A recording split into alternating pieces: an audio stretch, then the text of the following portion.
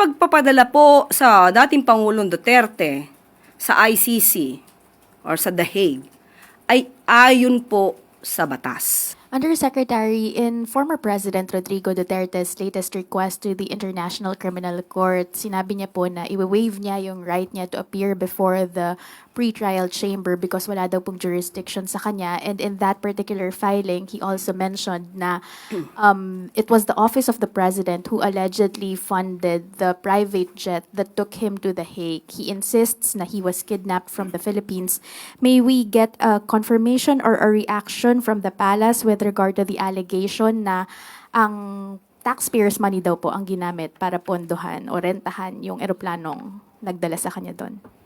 Ang pagpapadala po sa dating Pangulong Duterte sa ICC or sa The Hague ay ayon po sa batas.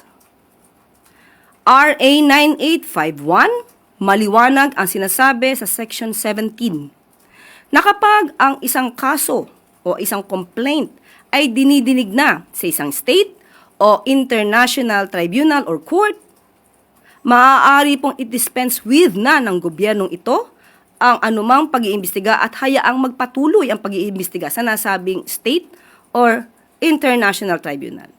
At yun po ang ginampanan at yun ang naging paraan ng gobyernong ito para po makamtan ang sinasabi nating hustisya ng mga nag-complain or kahit po ang akusado. Kung taxpayer po ang ginamit ito lang po ay naaayon sa batas dahil gumaganap lang po ang gobyernong ito sa kanyang katungkulan, maliban po sa sinabi nating pag-cooperate with the Interpol, pagpapatupad ng batas na RA 9851, meron din pong residual obligation ang administrasyon na ito upang ipatupad ang dating napagkasunduan na nung tayo pa ay miyembro ng ICC o ng Rome Statute.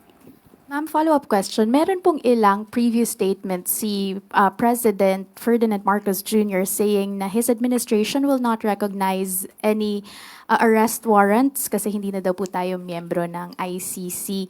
How do you reconcile that statement from the succeeding actions of the administration? And maybe also get a categorical answer if it was the OP who funded the plane to The Hague?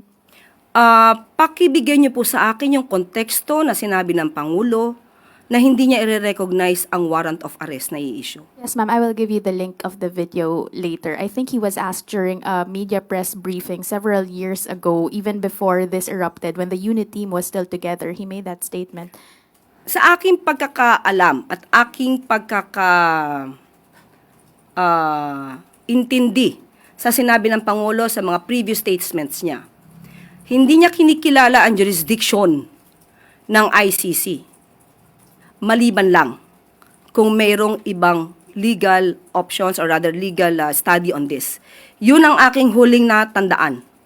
So ngayon, kung meron ngang batas, sinabi natin pinapairal na RA 9851 at yung ating obligasyon sa Interpol, hindi man natin kinikilala na may jurisdiction ay ICC ngayon, sa ngayon. Pero ang ICC ay nagkaroon ng jurisdiction sa mga aksyon na naganap nung tayo pa ay miyembro. At hindi po natin pwedeng iwasan yon dahil meron pong residual obligation ang administrasyon na ito. Last remind, may ballpark figure as to how much we spent for that particular flight? Wala po akong detalye sa ngayon. Thank you po.